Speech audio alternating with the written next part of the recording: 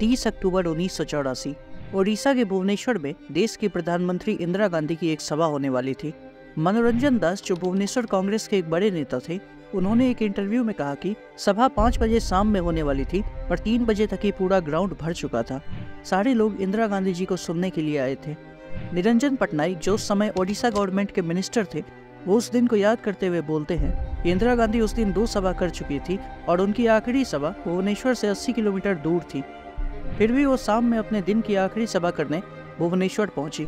अपने संबोधन में उन्होंने कांग्रेस सरकार की नीतियों के बारे में बताया, गरीबों के लिए उनके द्वारा किए गए अच्छे कामों के बारे में बताया, और इसी बीच उन्होंने कुछ ऐसा कहा जो उस वक्त वहां बैठे लोगों को सुनकर थोड़ा अजीब लगा। ये चिंता नहीं है कि मैं जीवित रहूं या नहीं रहूं, मेरी लंबी उम्र रही है और जब मेरी जान जाएगी तो मैं कह सकती हूँ कि एक एक खून का खतरा जितना मेरा है, वो एक एक खून एक भारत को जीवित करेगा।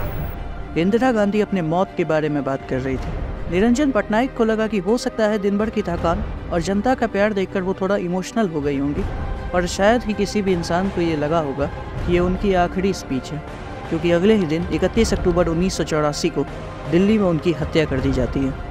इंदिरा गांधी की हत्या के पीछे की सबसे बड़ी वजह थी ऑपरेशन ब्लू स्टार, और इस वीडियो में हम जानेंगे क्या था ऑपरेशन ब्लू स्टार, जिसकी वजह से भारत की प्रधानमंत्री इंदिरा गांधी को अपनी जान गंवानी पड़ी। 1975 में इंदिरा गांधी देश में इमरजेंसी लगाती है, जो 1977 तक चलता है। उस वक्त पंजाब और पूरे देश में कांग्रेस की सरकार थी, और इमरजेंसी हटने के बाद इलेक्शन होता है जिसमें इंदिरा गांधी हार जाती है। पंजाब में एक नई पार्टी अकाली दल सरकार में आती है, जिसे सिख धर्म के लोगों का सपोर्ट था। इलेक्शन हारने के बाद पंजाब कांग्रेस को ऐसे लीडर की खोज थी जो सिख लोगों के बीच में अकाली दल से ज़्यादा पॉपुलर हो, जिससे सिखों का वोट उन्हें वापस मिल जाए। और इसी वक्त पंजाब में इमरजेंस होता है जरनैल सिंह भिंडरावाले का।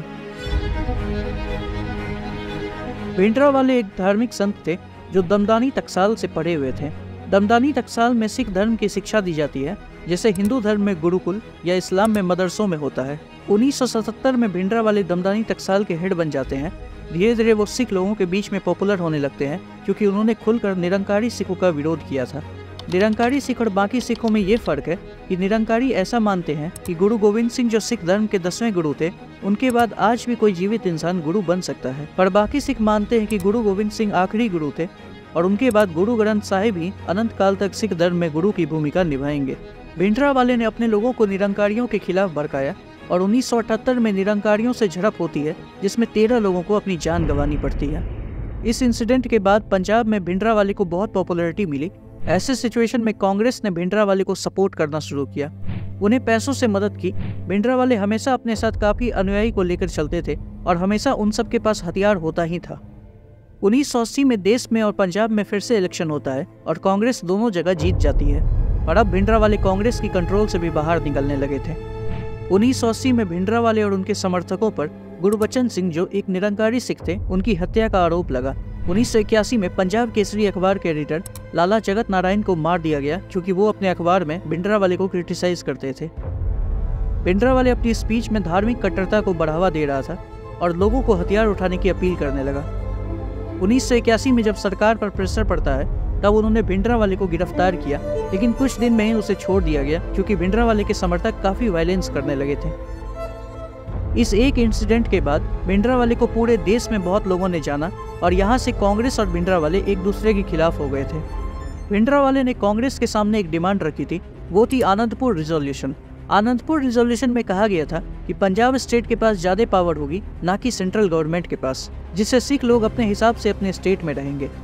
ये कुछ आर्टिकल 370 की तरह की डिमांड थी, जो उस वक्त कश्मीर में लागू था, पर इंदिरा गांधी को पता था इससे पंजाब उनके कंट्रोल से और भी बाहर जाएगा, इसीलिए उन्होंने इस डिमांड को रिजेक्ट कर दिया। इसी के बाद भिंडरावाले और उसके समर्थक और भी उग्र हो गए। पंजाब में हिंदू और गवर्नमेंट ऑफिशियल की हत्या होनी आम सी बात हो गई थी।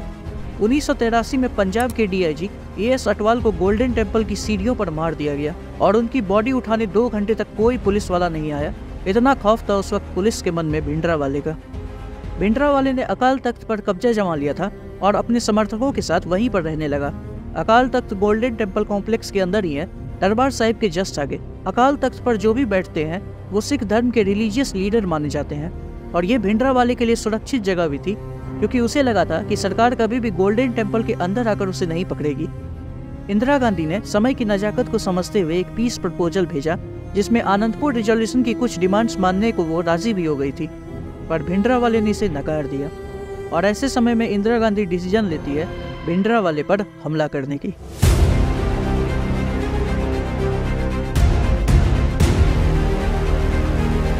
तो अगर आपने इस वीडियो को यहाँ तक देख लिया है तो इस चैनल को सब्सक्राइब करें और इस वीडियो को ज़्यादा से ज़्यादा शेयर करें। इसे बनाने में बहुत मेहनत लगा है। उम्मीद करते हैं आपका प्यार इस वीडियो को मिलेगा। यहाँ तक इस वीडियो को देखने के लिए और इस चैनल पर बने रहने के लिए बहुत बहुत धन्यवाद।